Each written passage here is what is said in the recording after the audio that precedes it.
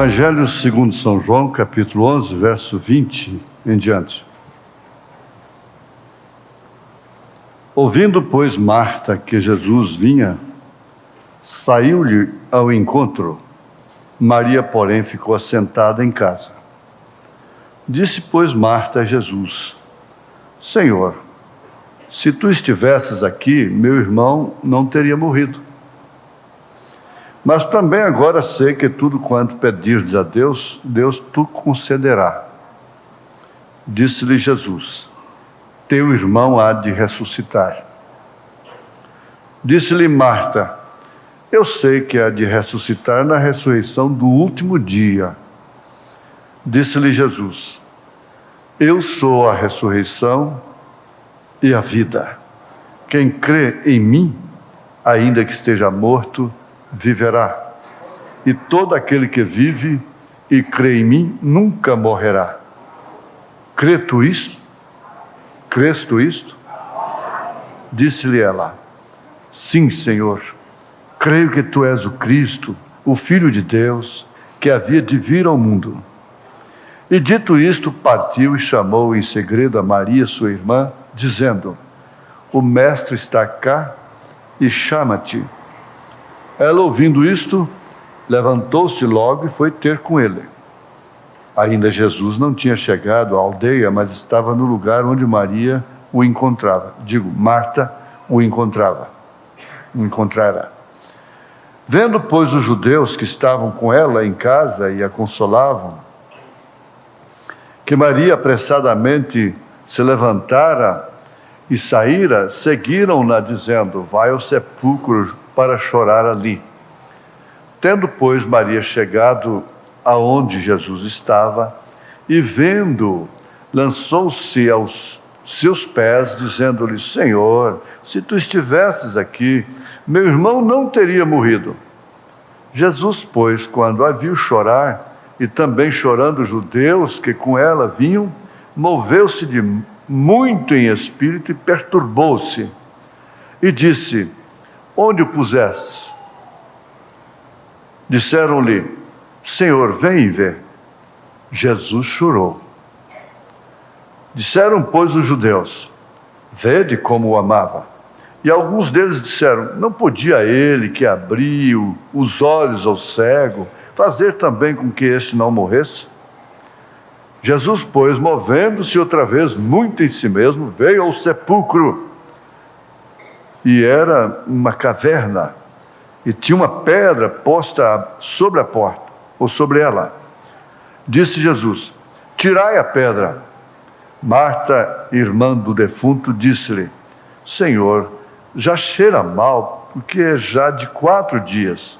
Disse-lhe Jesus: não te hei dito que se creres verás a glória de Deus? Tiraram, pois, a pedra. E Jesus, levantando os olhos para o céu, disse: Pai, graças te dou por me haveres ouvido. Eu bem sei que sempre me ouves, mas eu disse isto por causa da multidão que está em redor, para que creiam que tu me enviaste. E, tendo dito isto, clamou com grande voz: Lázaro, sai para fora. E o defunto saiu, tendo as mãos e os pés ligados com faixas, e o seu rosto envolto num lenço. Disse-lhes Jesus: desligai-o e deixai-o ir. Muitos, pois, entre os judeus que tinham vindo a Maria e que tinham visto o que Jesus fizera, creram nele. Adonai, Adonai. Senhor Deus, Pai amado, nós cremos nisto sem nenhuma dificuldade. Isso aconteceu como está escrito. De fato, aleluia, graças ao Senhor. E cremos que há uma ressurreição como Marta cria. Os sepulcros serão abertos, e todos que dormiram no Senhor se levantarão sob a voz do arcanjo e a trombeta de Deus. E nós nos ajuntaremos a eles e iremos encontrar o Senhor nos ares. Isso é tão real quanto foi a ressurreição de Lázaro. Pedimos perdão dos nossos pecados, sabendo deste grande poder que é o mesmo ontem, hoje e eternamente. Os tristes, os doentes, os oprimidos, podem se levantar também sob esta voz. Sai para fora disto, deste mundo, dessa condição de pecado. Sai disso.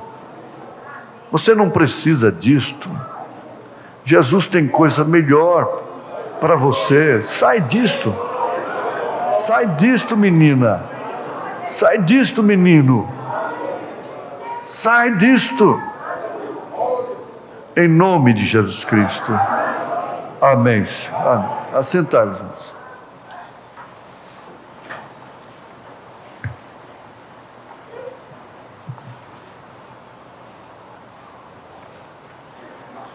Nós lemos no Evangelho segundo São João, capítulo 11, a partir do verso 20 até o 45. E conforme nos veio na oração, isso foi exatamente como está escrito. Nós cremos em tudo que está escrito na Bíblia.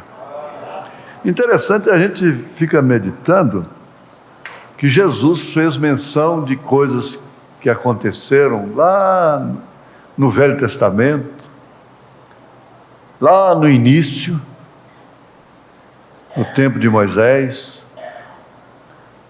bem como os apóstolos também que escreveram. Paulo se baseou, inclusive ele falou sobre Moisés na carta aos Hebreus, capítulo 11, que Moisés carregou o vitupério de Cristo lá no Velho Testamento. Preste atenção aqui.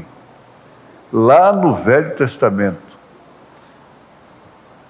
Moisés carregou o vitupério de Cristo. Ele tem estado com o ser humano, com a criação, desde que ele criou o homem. Deus criou o homem e visitou o homem sempre. Todos os dias ele visitava o homem. O homem é que logo tratou de esconder-se dele. Vocês sabem por que ele se escondeu. Mas, ouvintes, irmãos amados, nós vamos pensar ligeiramente aqui sobre essa fé mental. Começando aqui na mensagem Nomes Blasfemos, o profeta diz: e a maior parte da nossa fé é mental. Ora, para quem tem luz do que significa isto, é um conhecimento que traz até desânimo, traz assim uma frustração. Porque quando se falasse de fé, deveria ser somente a fé perfeita, a fé verdadeira, a fé no lugar que ela deve estar. Mas sabendo, tendo o conhecimento que nós temos, que nós podemos fazer muitas coisas e nos sustentar no caminho até que a morte venha, ou que Jesus chegue, através desta fé mental, então isso nos preocupa. E quando nós começamos a examinar as coisas ao nosso redor, nós vamos entender que agimos, na maior parte das vezes, com a fé que é mental. O profeta conta sobre aquele menino, aquela criança, que estava no altar orando, pedindo a Deus para seu pai, que era crente, crer 30 centímetros abaixo de sua cabeça. O que aquela criança queria dizer com aquela oração? Ó Deus, ajude, faça meu pai crer 30 centímetros abaixo de sua cabeça.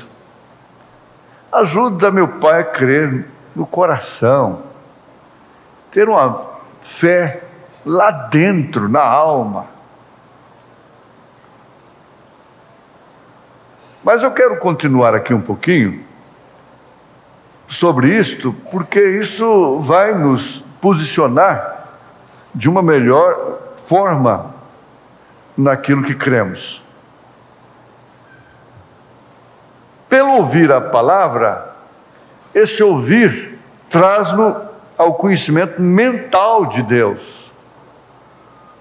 Não resta dúvida que a mente é uma porta, através da qual a dúvida entra e a fé também pode entrar ou ficar somente por ali.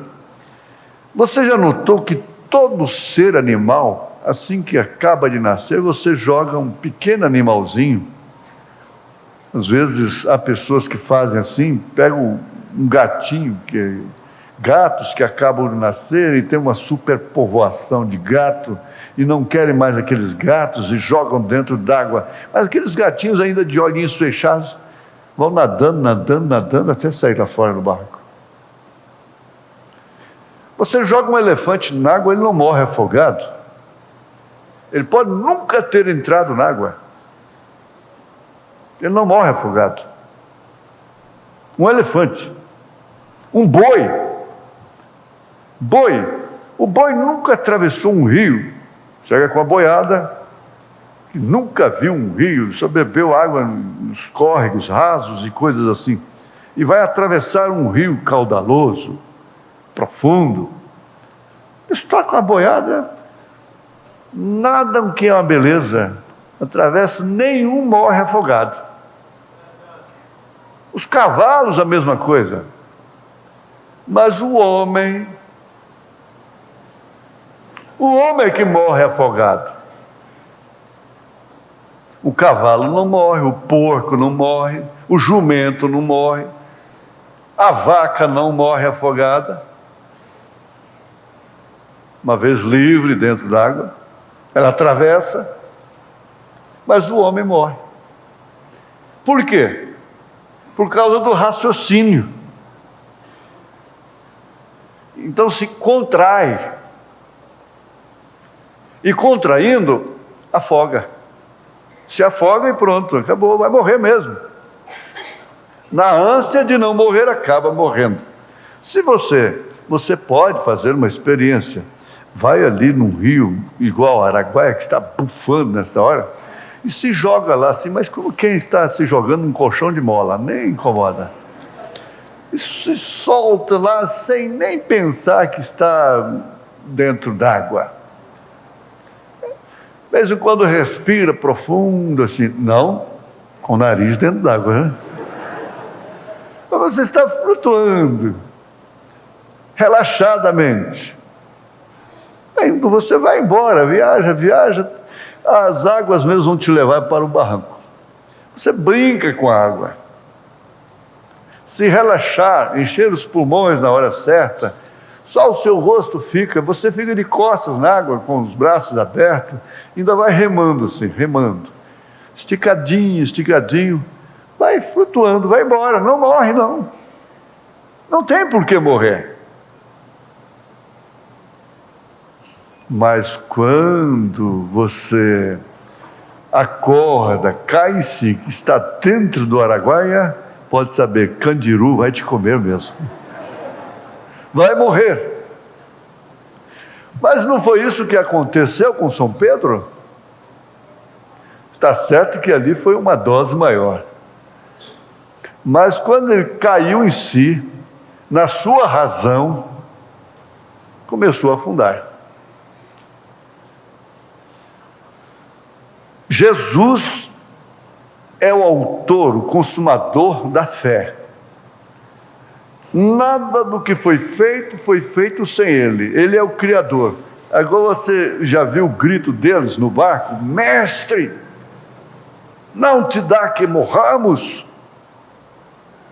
Ó mestre, o mar se revolta, as ondas nos dão pavor.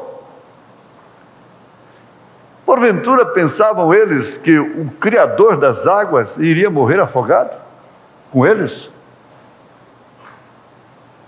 Tudo o que precisamos é saber que estamos com Jesus e que Jesus está conosco, está no barco. É tudo que temos que saber. Mas, ao ouvir a palavra de Deus, como estamos ouvindo agora, então isso nos traz um reconhecimento mental de Deus. Mas se isto vier de cima, e se alcançar isto, então você tem uma fé pia espiritual. O que essa fé faz? Essa fé reconhece somente a palavra. Não importa o que qualquer outra coisa diga. Ela só reconhece a palavra porque no princípio era o Verbo. E o Verbo estava com Deus, e o Verbo era Deus. E o Verbo ainda é Deus. A maneira de se crer na palavra não é uma maneira fanática, mas é uma maneira mística para o mundo. Por quê? É loucura para os que perecem. Mas Paulo diz assim: para nós é simplesmente o poder de Deus. O poder de Deus. Você só pode ser ajudado, só pode ser ajudada, se puder relaxar-se nesta hora, descansando sua vida nas mãos de Deus, lançando sobre Ele toda a vossa ansiedade, porque Ele tem cuidado de vós. Agora, Deus não cuida de nós como a mãe cuida de um filho, e não pode cair, e não pode sujar, e não pode tropeçar, e pega daqui, e acode dali, acode daquela. Não é assim que Deus cuida de seus filhos. Ele cuida, sim, e você? Ele cuida exatamente estando em seus filhos, tendo uma consciência que a fé nos oferece de que somos filhos de Deus e de que Deus não está simplesmente conosco, está em nós. Porque estar com é uma coisa, estar em é outra. O grande mistério tríplice de Deus é Deus em Cristo, Cristo na igreja e a igreja no reino restaurado.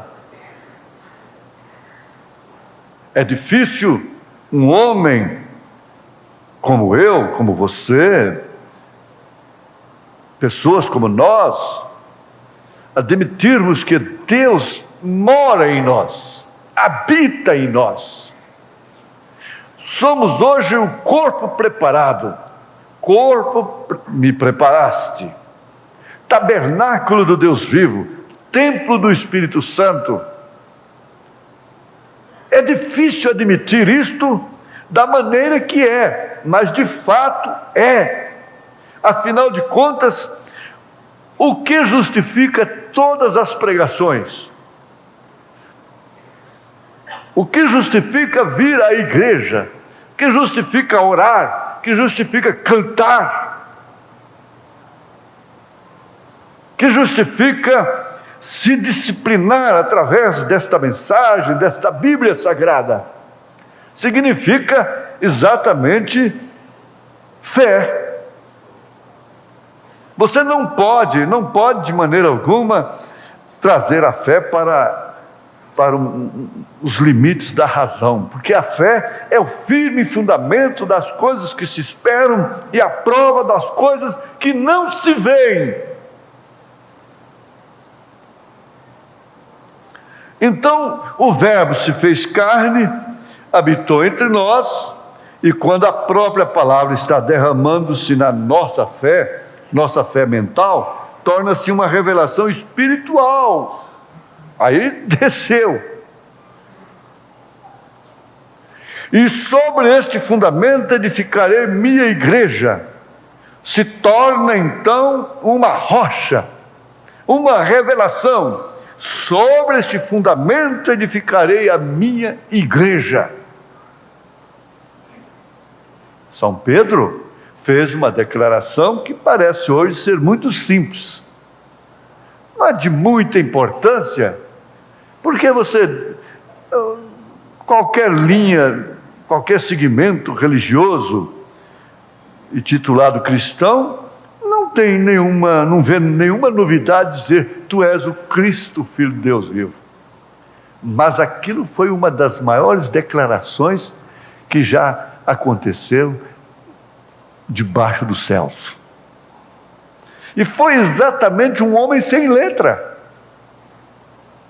Deus escolheu a Pedro não para defender a ignorância, mas Deus escolheu a Pedro para mostrar que esse reconhecimento não depende definitivamente do intelecto,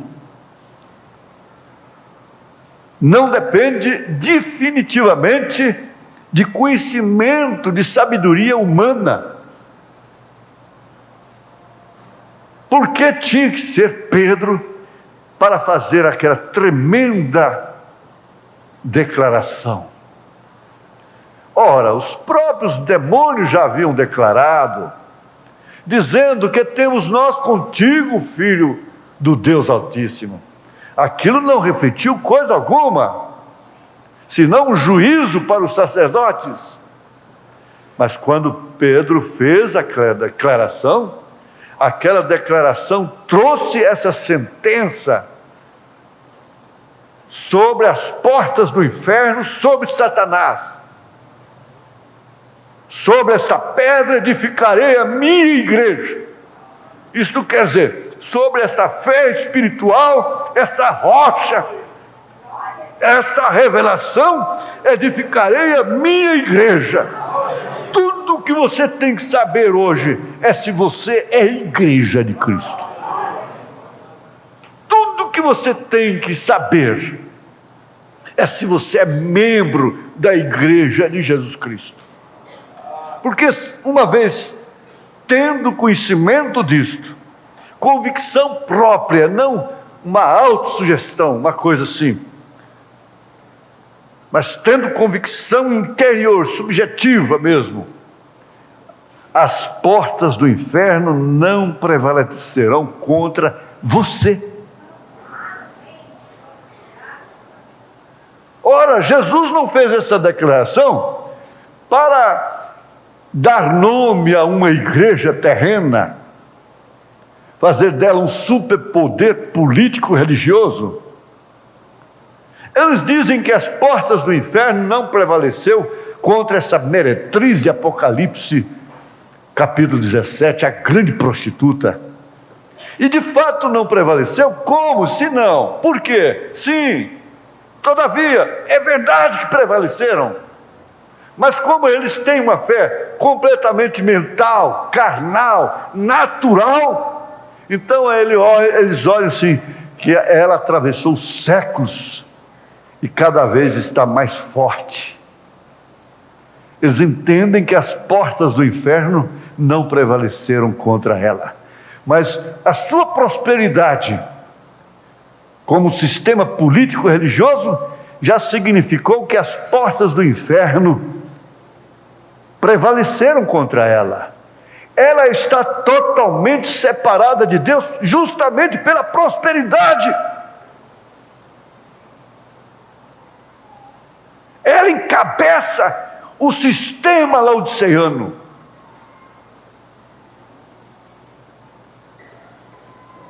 E a era de Laodiceia que nós estamos vivendo na hora presente, Apocalipse capítulo 3, a partir do verso 14. Então ela diz ser rica, abastada, de nada tem falta. Mas Jesus disse que ela é pobre, desgraçada, cega, nua. Como que a prosperidade pode significar a aprovação de Deus? Precisávamos de um profeta para nos mostrar isso. E estamos vivendo a era da prosperidade, o evangelho da prosperidade.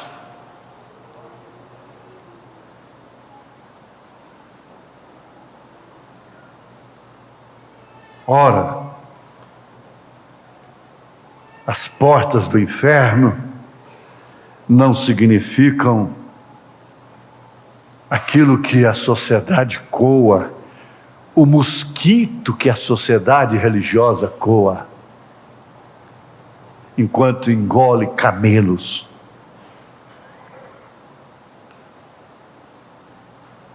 A igreja, cujas portas do inferno prevaleceram contra ela, não tem nenhuma conotação com a igreja a quem Jesus se dirige ali, em relação a esta grande revelação que São Pedro declarou. E Jesus disse: não foi a carne nem o sangue que te revelou isso, Pedro. Foi meu Pai, foi o Espírito Santo, porque meu Pai é o Espírito Santo. Eu fui gerado pelo Espírito Santo. É quando nós nos tornamos filhos de Deus, é quando somos gerados pelo Espírito Santo. Jesus era filho de Deus. Por quê? Porque ele foi gerado pelo Espírito Santo. E a igreja de Jesus é composta somente de filhos de Deus. Filhos de Deus. Filhos de Deus.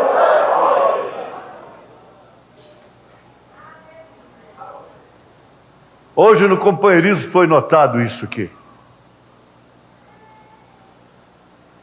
Pode-se ter um espírito errado estando numa doutrina certa, mas na verdade a doutrina errada é do diabo. A doutrina errada não é de Deus.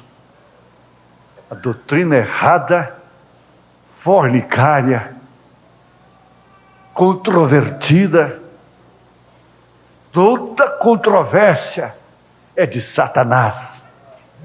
Toda controvérsia em relação a Deus, em relação a Pai, Filho e Espírito Santo, em relação ao batismo em nome do Senhor Jesus Cristo, toda controvérsia em relação ao arrebatamento, tudo isso é de Satanás. A mensagem de Jesus Cristo não é uma mensagem controvertida.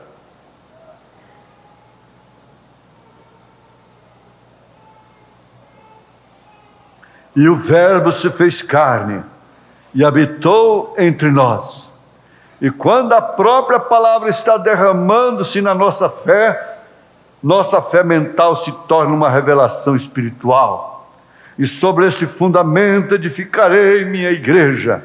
Veja, não sobre o conceito mental de unir-se à igreja, um conceito mental daquilo, mas sobre a revelação. Sobre a revelação. Jesus Cristo tinha perfeita consciência de si mesmo. Ele conhecia, ele sabia quem era seu Pai. O híbrido não sabe quem é seu pai, mas o legítimo sabe quem é seu pai. E como nascido de mulher, ele era filho. E quando ele chegou ali, ele chorou no túmulo de Lázaro. E ali estava o homem. O homem. Mas quando ele abriu a sua boca e bradou, ali era a essência de Deus. um defunto em estado de putrefação, sepultado há 4 dias. Pense um pouquinho. Passe mal do estômago um pouco, sofra náuseas um pouco, e pense no estado de um cadáver de 4 dias de sepultamento. Pense naquilo. Ah, não posso pensar, não dou conta. Meu estômago é fraco. Mas aquilo significa exatamente o estado da pessoa, da igreja, que realmente não ouviu a voz da ressurreição. Por que, meus irmãos, Marta cria na ressurreição? Era um absurdo, era uma estrela na testa, crer em ressurreição dos mortos.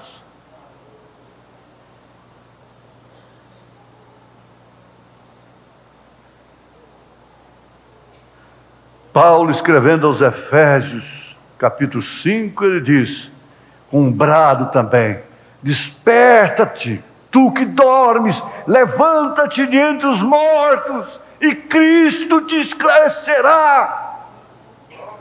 Falando de uma voz de ressurreição, não estará na ressurreição literal. Aqueles que primeiro não foram ressuscitados dentre os mortos, na incredulidade do pecado, da mente entenebrecida, ofuscada pelos credos e pelos dogmas. Se antes de tudo você não for ressuscitado desse sistema, desse sepulcro caiado, você não estará na ressurreição. Lázaro era um amigo de Jesus. Ele adoeceu, como qualquer outra pessoa.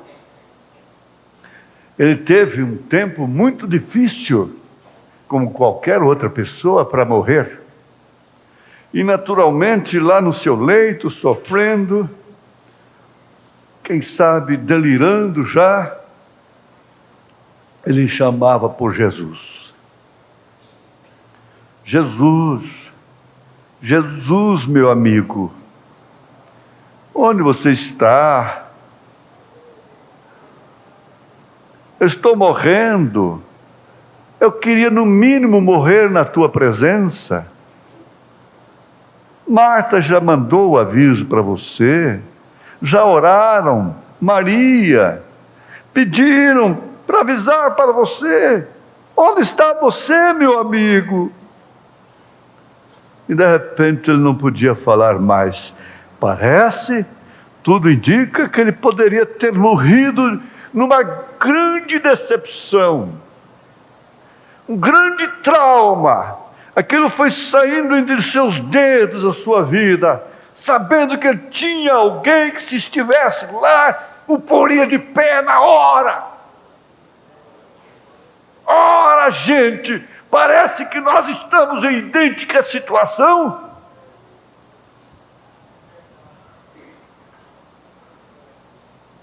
Deita naquela cama no lugar de Lázaro um pouquinho, sabendo que você tem um amigo que hospeda na sua casa, que come na sua casa, onde suas irmãs lavam sua roupa, seus vestidos, que tem uma amizade, uma intimidade muito grande. Oh, sim, ele agonizou, e aquilo naturalmente apressou a sua morte. Aquilo pode ter lhe causado um derrame fatal, de tanta força na mente, dizendo: se ele estivesse aqui, esse assombro escuro não me tocaria de forma alguma.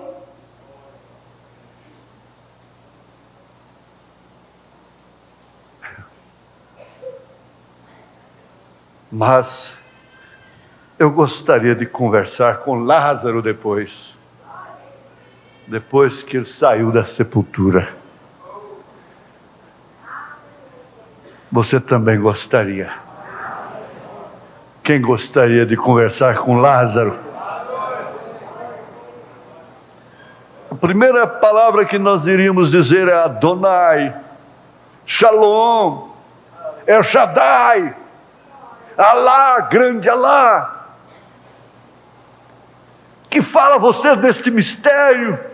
Ele diria simplesmente: eu me lembro do meu trauma, para ele chegar, meu desespero para ele chegar, e ele não chegava, e eu via que eu estava me indo.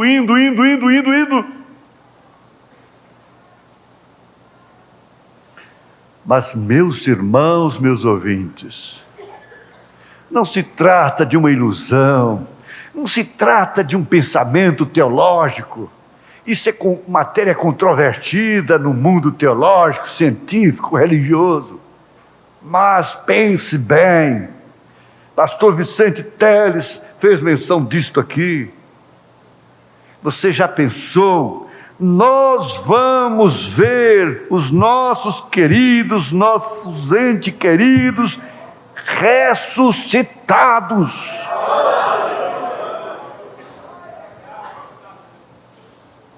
Ressuscitados. Meu Jesus, houve judeus que creram em Jesus naquela hora, e também seria uma pedra, pedra incrédula, dura, que vê um homem chamando do sepulcro um cadáver de 4 dias sepultado, e não crê nesse homem como Messias.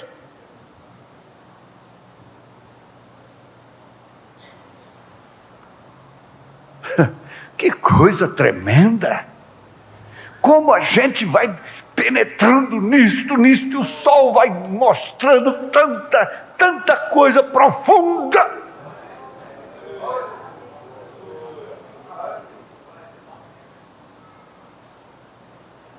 Eu quero ver mamãe estar com ela no jardim. Que coisa!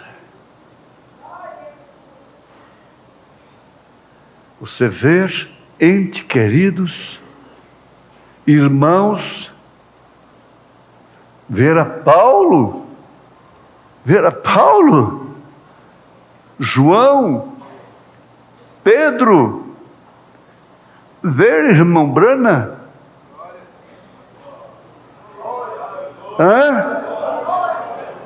nós somos tão íntimos.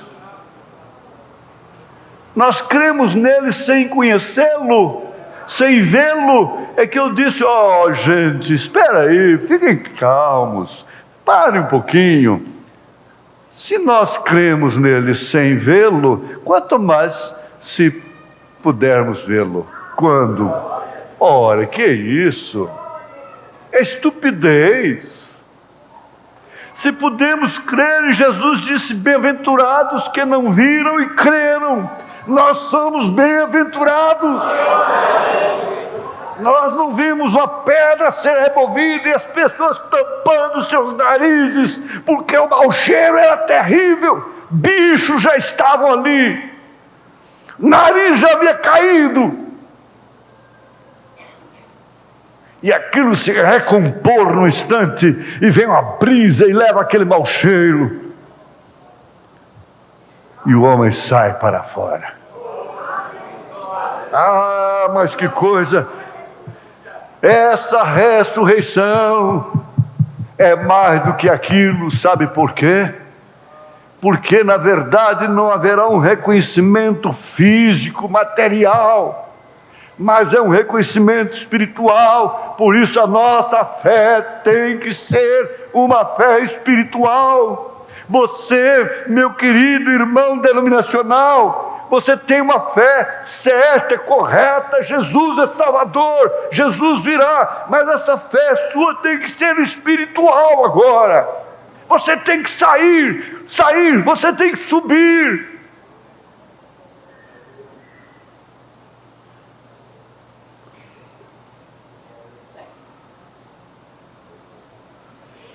na mensagem, o rapto,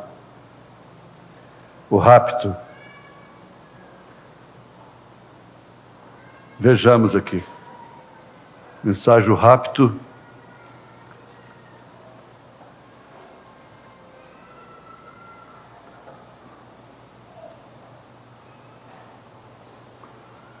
parágrafos, não, esse aqui agora, é o rapto. Esse aqui é para que foi dado o Espírito Santo. O rapto, parágrafo 96. O profeta diz: agora, eu quero que o meu ouvinte entenda bem essa palavra. O rapto, R-A-P-T-O, rapto, é o arrebatamento, é um rapto, porque o mundo não verá. Vai ser escondido do mundo. 96. Agora a primeira coisa é o alarido. O alarido é isso que você está ouvindo. Neste momento, Deus, através desta emissora, leva até você mais um programa de fé com uma palavra poderosa a seu favor. Fé para vencer. É isso. Aí que você continua conosco. E o que é que você tem ouvido? O que você tem escutado? É que eu sou bom? É que eu vou te levar para os céus? Não. Você tem ouvido o alarido. O alarido. 1 Tessalonicenses capítulo 4, verso 16, 17, 18. Agora a primeira coisa é o alarido. Paulo está falando ali: alarido, voz do arcanjo, trombeta de Deus. Logo, seguindo o alarido, vem a voz e depois a trombeta. O alarido é um mensageiro preparando as pessoas. Preparando as pessoas. Você deve receber a mensagem como uma preparação para o arrebatamento. Acabei de dizer, não estamos pensando em preparar boas pessoas. Abraão não deu nenhum testemunho para sodomitas. Sua vida não teve que servir de testemunho para sodomita algum. O Ló, sim. O alarido é um mensageiro pregando, preparando as pessoas. A segunda coisa que vem é a voz da ressurreição. A voz do arcanjo é a voz da ressurreição. E que tal você saber que essa voz sai do corpo de Cristo e que a igreja é o corpo de Cristo? Você tem que falar tanta besteira acerca de pessoas, de irmãs, de irmãos, disto, daquilo, e de pessoas lá do mundo, e tanta bobagem que não tem fundamento, sabendo que você tem que falar a palavra falada, que você não vai chamar cadáveres de 4 dias, você vai chamar pessoas que estavam há séculos. O profeta disse: se o Espírito Santo disser para mim isso, eu vou lá chamar o George Washington. Eu chamarei o mundo para vê-lo levantar. Mas isso não será um espetáculo público. A televisão não vai estar lá. O rádio não vai estar lá. A internet não vai estar lá. Não fica esperando somente nisto. Esta voz poderá silenciar-se a qualquer momento.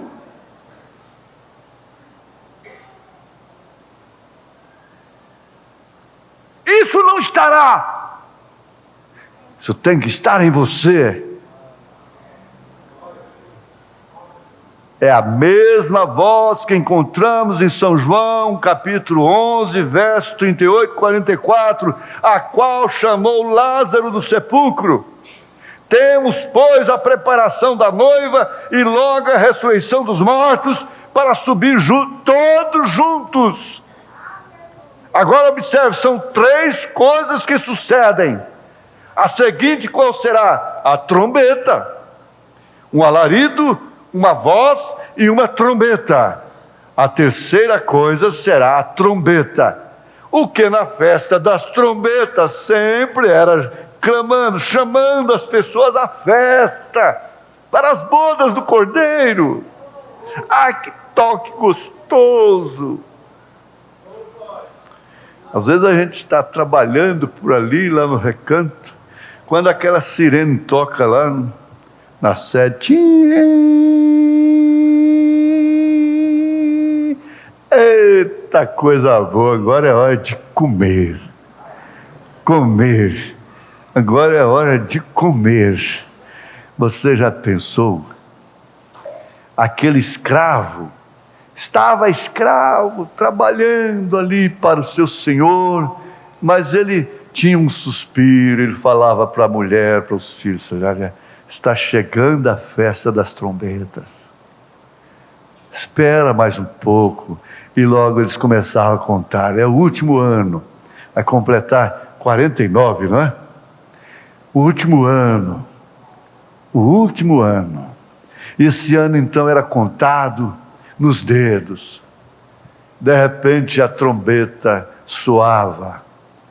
Eles tinham todo o direito de saírem livres, completamente livres, libertados.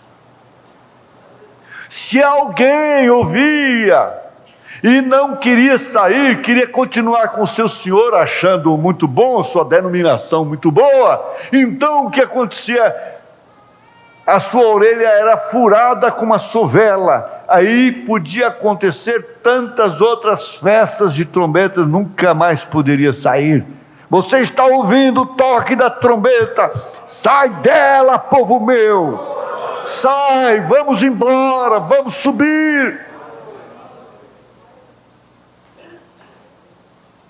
Vamos subir. Que coisa, veja só. Na festa das trombetas, sempre era chamando as pessoas à festa. Isso será a ceia do Cordeiro com a noiva ali no céu. A primeira coisa que sai é sua mensagem, chamando a noiva. Logo é a ressurreição da noiva que dorme, a quem tem morrido nas outras eras. E todos se ajuntarão com a trombeta na festa nos céus, e haverá ali uma mesa de milhares e milhares e milhares de milhas, e uma cadeira é sua. Eu sempre me rejubilo com isso. Meu Deus, na hora de perder alguma coisa, você tem que lembrar que melhor, muito maior do que aquele prejuízo que você está levando, milhões de vezes maior, é uma cadeira que você tem preparada para você junto àquela mesa, nas bodas do Cordeiro. Você ainda tem coragem de lamentar, de murmurar, de queixar? A sua fé é somente mental ainda, ou já é espiritual?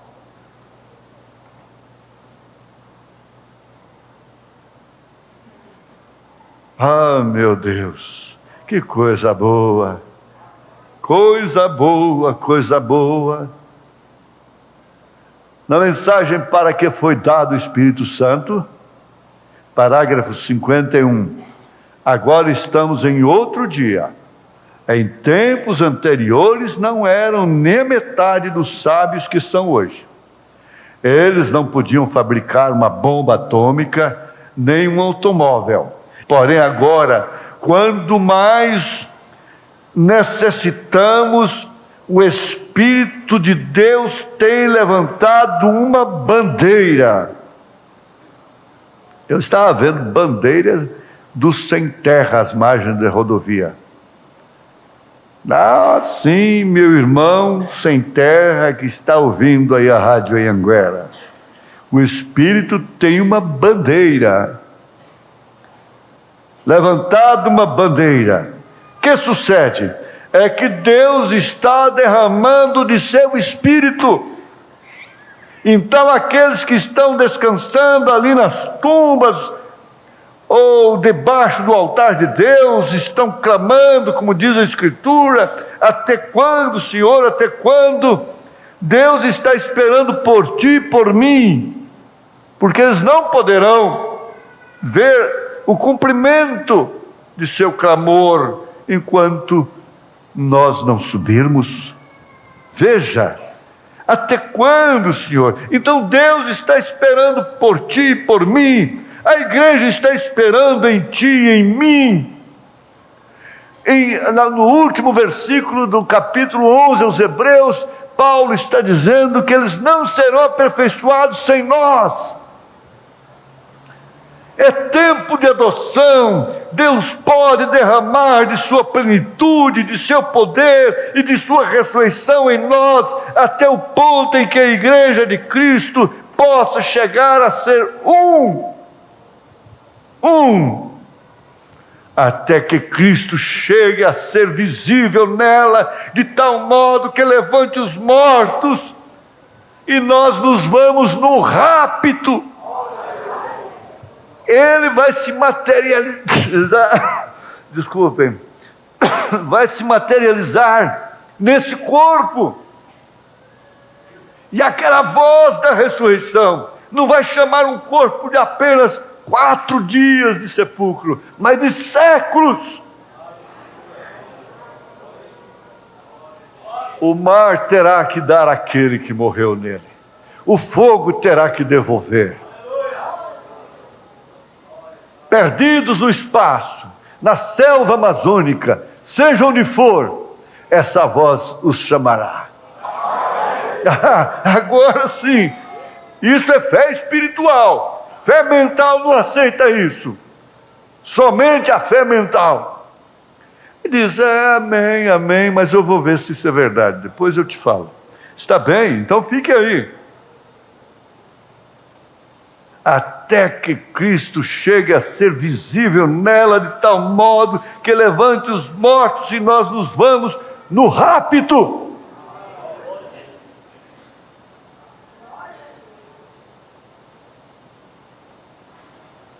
Vamos mostrar-lhes dentro de pouco que só aqueles que estejam cheios do Espírito Santo são os que vão no rapto.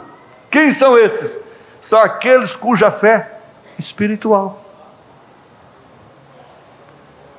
Eu estou sabendo disso, que o irmão João da Mata insiste lá na colônia Santa Marta para batizar, levar a mensagem para doentes dali.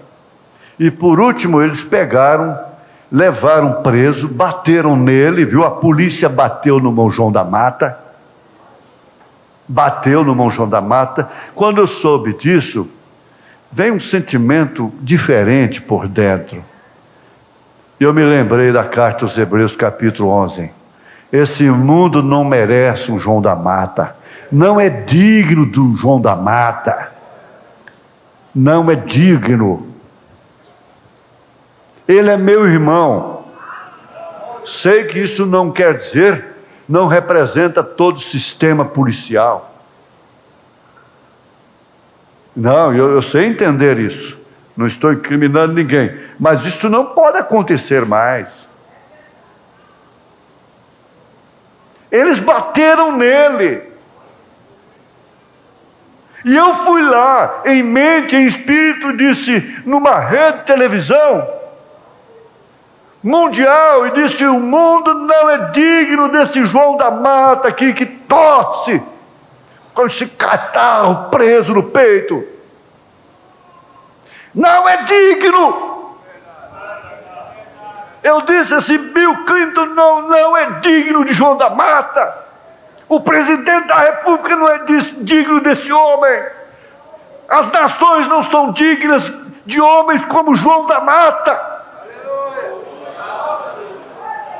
Foi Paulo quem disse: pessoas, homens, que foram cerrados vivos, que apanharam, E o mundo não era digno deles.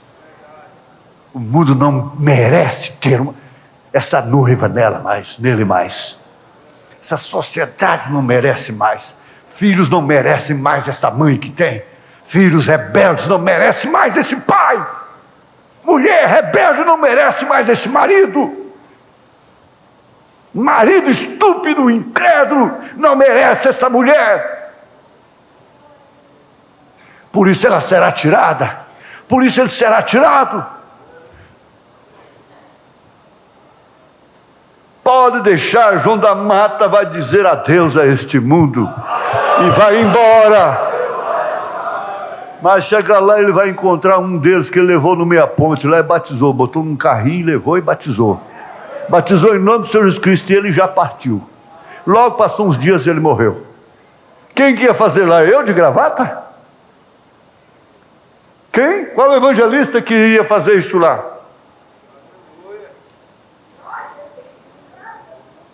Tem muito raciocínio, tem bom senso, não faz.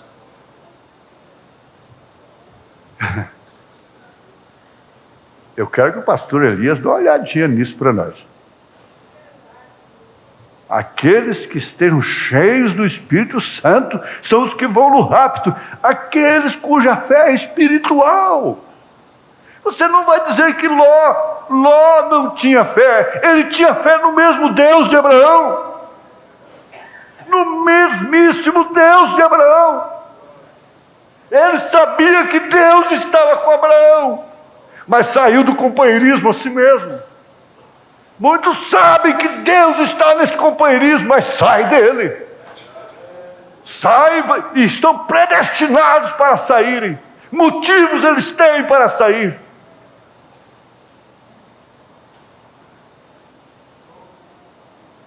Pois os outros mortos não tornarão a viver, senão depois de um período de 1000 anos. Só pessoas cheias do Espírito Santo irão no rapto. Só pessoas cheias do Espírito Santo irão no rapto. Eu pergunto, quanto custa? Qual é o preço? Tem que vender casa, tem que deixar mulher, tem que deixar pai, tem que deixar mãe, tem que deixar filhos, tem que deixar marido, tem que deixar tudo. Qual é o preço disto? Ser cheio do Espírito Santo. Quanto custa? Não é sem pressa, sem dinheiro. Mas há uma renúncia. Há uma renúncia.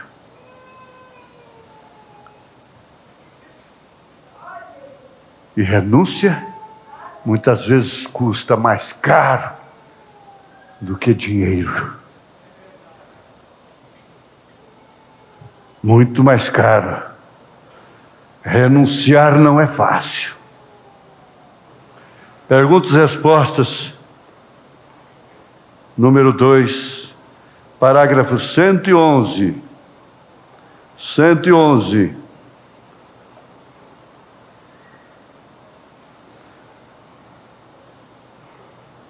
Eu estava dizendo para os pastores, eu até tenho hora que, sem nenhuma vanglória nisso, mas eu penso que às vezes eu tenho que sair de cena, Deus tem que me recolher para que essas fitas tomem lugar. Que aí muitos vão quebrar seus orgulhos e vão ouvir estas fitas. O profeta tinha convicção do que ele pregava. Está havendo uma coisa aqui que você sabe que não pode ser explicada, você está notando. Ninguém está aqui no canto da parede. Ninguém aqui é bom cidadão da sociedade.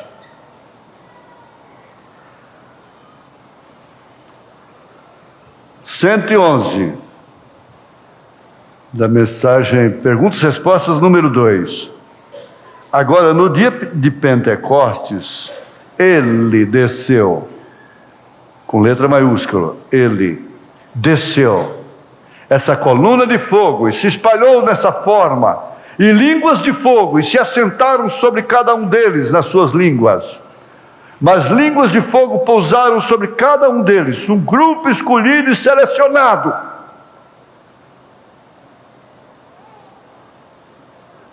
E identificado por esta coluna de fogo, mostrando que Deus a si mesmo espalhou a si mesmo no homem. Não captam a mente espiritual para captar.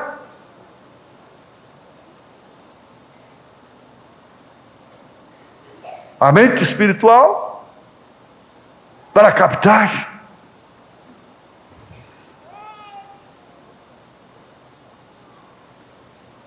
Lá no cenáculo. Mas você viu que houve um teste? Um teste sem provas. Um teste sem provas, sim. Um teste sem perseguição.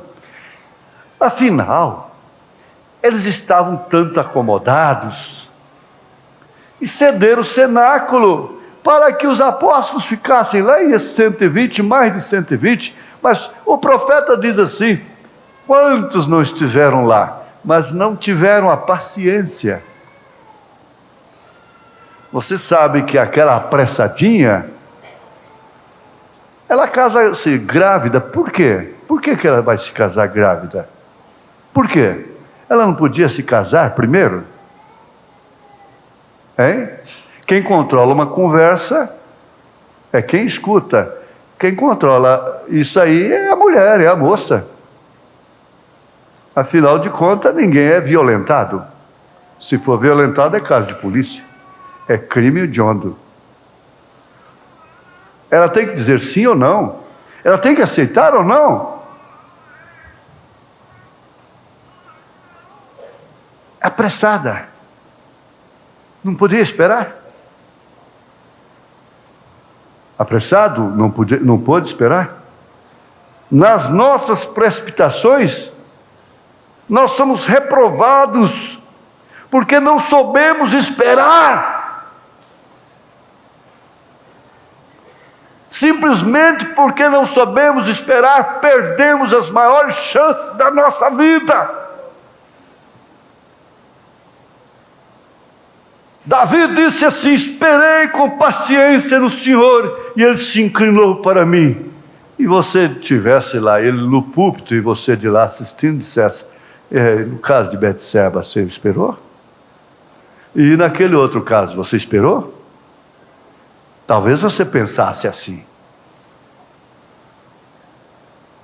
Mas ele acabou tomando todas as suas experiências para deixar o Salmo 40. Esperei no Senhor, quando tudo parecia que estava perdido para mim, passando pelo que eu passei, mas não perdi o coração segundo Deus.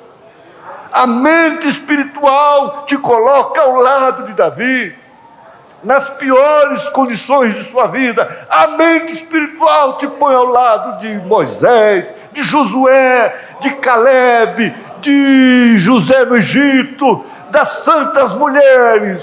Nas suas horas mais contraditórias, a mente espiritual te faz amiga de uma meretriz chamada Rabi.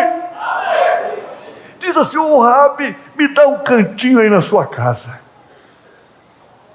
Eu quero ficar aí também. Mas o que é isso? Eu sou uma meretriz? Não, eu quero ficar aí também. Eu sei que você escondeu 2 homens aqui. A mente espiritual leva você a abandonar a companhia da esposa do sumo sacerdote Caifás e tornar-se amiga de uma Maria Madalena. A mente espiritual te faz amigo de um analfabeto chamado Pedro, pescador Pedro.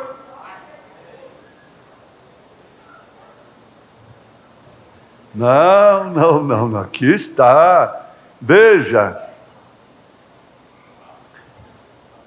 só, aquilo foi para um grupo escolhido e selecionado.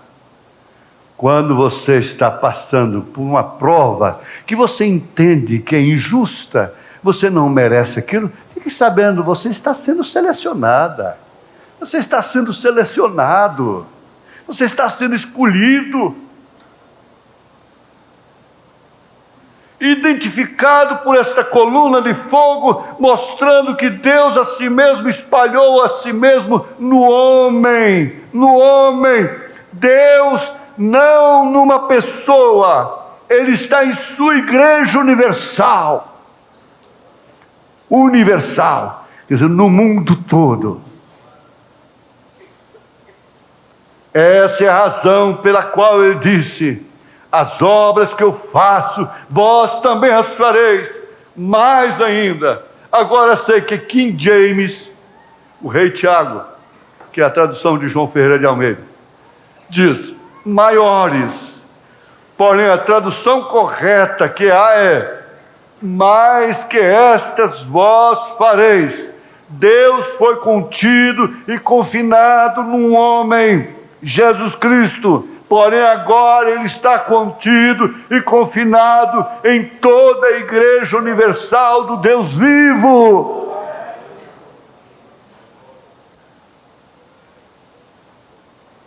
Olha aí, o povo da Universal não gosta de William Branham, e William Branham está dizendo que Deus está contido na igreja universal, no Deus vivo. Mas você sabe que igreja é essa? Você sabe muito bem que igreja é essa. A palavra católico quer dizer universal. Nós somos católicos apostólicos. Nós sim somos católicos. Nós sim somos apostólicos. Não somos romanos, somos cristãos. Católicos, apostólicos, cristãos. Porque a nossa fé é universal. Olha, bate direitinho, é papel carbono. O maior trabalho que nós damos para Deus é chegarmos à unidade da fé. E o mais responsável por isto é o pastor. Porque o nível da congregação de fé não vai mais alto do que o nível dele. Ele é a boia da caixa d'água. E se ele mantém a sua congregação num espírito de facção, de divisão, de difamação, aquela congregação vai cobrar dele. Vai cobrar dele, porque ele não ganha dízimos, não é para difamar. Ela não sustenta, ele não é para isso. Para tratar da vida de quem não tem nada a ver com sua congregação. Isso precisa ser observado. Você é responsável pela sua casa. Deus pede contas a você pela sua família, não pela família do vizinho. Deus pede contas a você. Você deve responder por você mesmo, pela sua casa.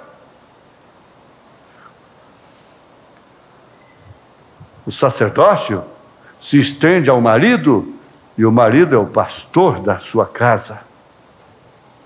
Ele é estendido lá. É uma extensão do pastorado.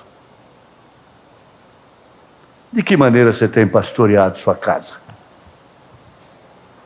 Quando você é amarrado, então leva toda a casa.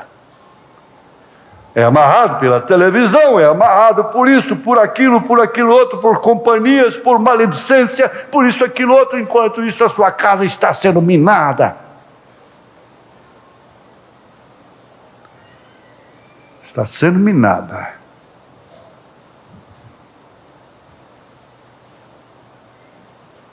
Um companheiro não pôde vir no encontro passado. Por quê?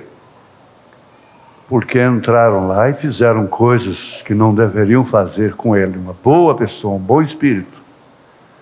Mas ele foi buscar esse espírito aonde? Para levar para lá. Ele importou aquilo.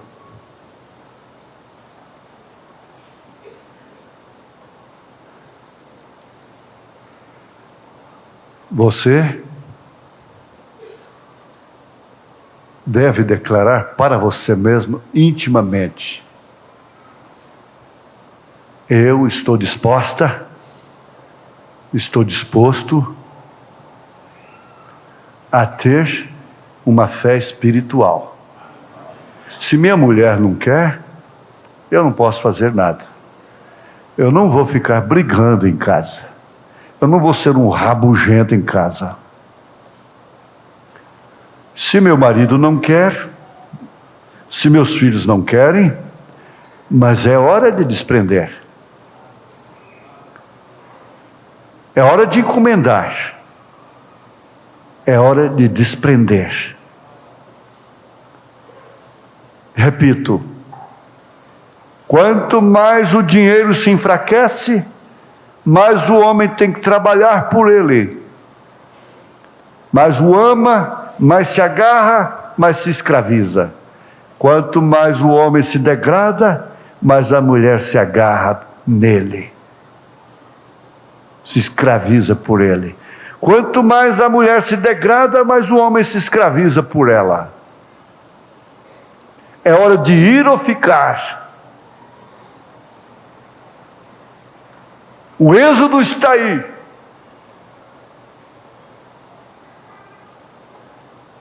Temos de Deus uma chamada. Não é uma chamada de altar emocionante. Vamos dizer: eu tenho ouvido o alarido. Eu tenho aceitado o alarido. Eu creio no alarido. Eu faço parte do alarido. Eu sou o alarido. Amém.